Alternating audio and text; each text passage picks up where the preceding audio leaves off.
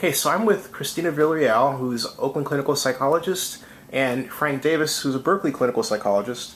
And Christina, of course, is a blogger at Zany62.com. But we are going to talk about why the Newtown shooting happened from a standpoint of two people who practice clinical psychology. And I think it's the best way to start off. Why did it happen? It's a pretty complicated issue.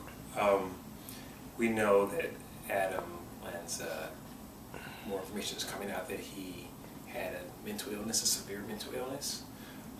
He had access to guns. There might have been a tumultuous relationship between he and his mother. There may have been a developmental disorder at play. I think with his mental health diagnosis still unknown at this point, what we can do as mental health professionals is speculate about some of the diagnoses that may have played a role in his violent behavior, his access to guns in a way that would lead him to act out in such a way where such tragedy happened. Why did this happen? As Frank was saying, we can't know exactly just yet, but we can look at what are some of the signs and symptoms that may have been there that people can start to recognize, people who were involved in his life, family, healthcare providers, school administration. What were they aware of that could have been paid closer attention to? So what if I know someone like this? What's the best action to take? Again, it'd be important. And how do I know that that person is that person? Right, good question. Can I be overreacting? So one way is that if you to talk to the person directly and see what you get and engage that person, or to ask an expert and to talk to get some advice from a mental health professional. There's organizations. NAMI's a really popular one, the National Association of Mental Illness, and they're very open to anyone coming. They have groups. You can call someone, you can consult with someone and say, hey, there's someone at my job, or I just saw an interaction that really can... So can they call you from consultation? Or you, for that matter? Absolutely. Yes. Absolutely. Okay. Yeah.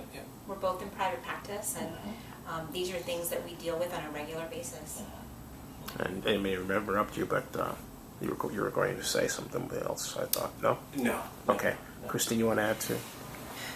Again, if there's someone that you know of that's behaving in ways that seems potentially concerning or violent, as Frank was saying, touch bases with them, talk to them, get a sense of what their thoughts are, what their plans are. Do they have access to weapons? Because that's really what a mental health professional does, is we ask them, do you have a plan? Do you have a specific plan to harm a particular person, a target, a group? Do you have the access to means to carry out your plan? This is basically what we do when we're assessing for someone's lethality. What if I see it on social media, on Facebook, and someone says, I'm going to kill somebody, I'm going to kill this person? I think it's important to respond to that, and maybe you need to talk to an authority. I mean, it's a threat of some sort. I wouldn't take that lightly. Even if it's on social media, I wouldn't take that lightly. I think you really can't be too careful. If there's something that seems off or threatening, call 911. Because that happened to me. There was a guy, Carlos, but I had used a particular software program to promote a blog post that I wrote, not knowing that it was going on the 49er group. And out of the blue, he sends me some very threatening message in the middle of Facebook. And he says, what are you going to do, make a video about me or whatever? And I chose not to respond. I blocked him.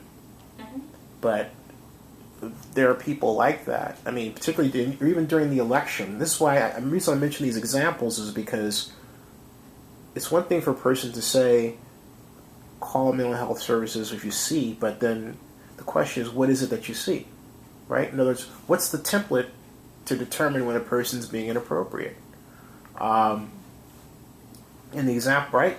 In the example I'm thinking about, like, for this is what I did in another example, even though, and I'll just say who it was. This guy was Brock Keeling. He's the editor of SF Weekly. And he basically called me some names because I jokingly said, hey, we're supposed to have lunch. And this goes back to a whole series of interactions we had that he started when I was blogging with the San Francisco Chronicle, and he would refer to me as our friend Zenny, and I never met the guy. And so then it was a way of making fun of me. And so what happened was, about 3 or 4 months ago, I said, oh yeah, there's Brock. He still owes me lunch or something like that. And he basically called me a lot of choice names and said I was this and that. What I did was I took everything that he said, I screenshot it, and I put in a blog post about it. And I put it up there. But I point that out because that's a mild example of some of the more vile things I've seen online. I'm called the N-word 52 times a month on my YouTube channel. And I've gotten death threats twice through the Chronicle. And so that's why I get back to what kind of, it's one thing I told the editor of the Chronicle, that the executive producer at the time, Kevin Skaggs, and he said, well, it's not that he really wanted to kill you, but he said he had ideas of it.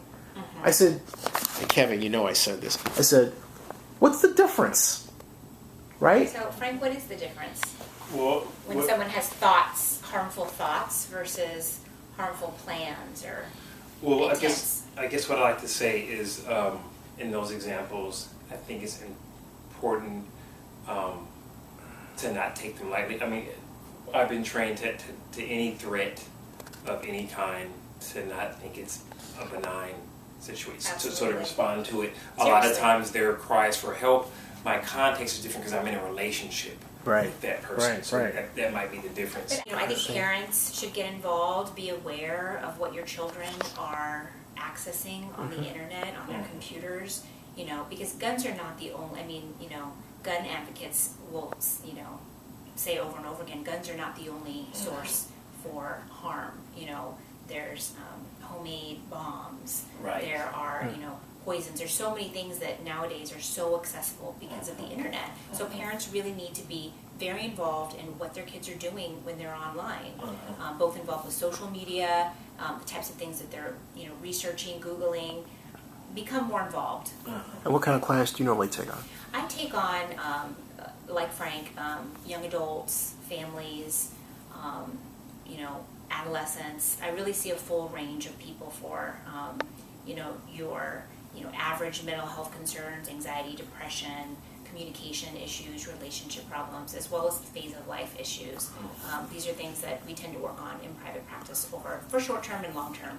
And how can they contact you? They can contact me on my website, drchristinavillarreal.com.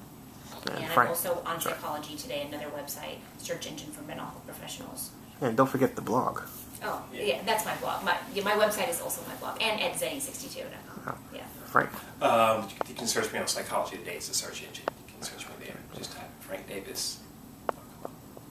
A very enlightening, controversial, fascinating conversation that I feel like could go on for a while. Yeah. All right. Thank you. Thank you. Thank you. Thank you.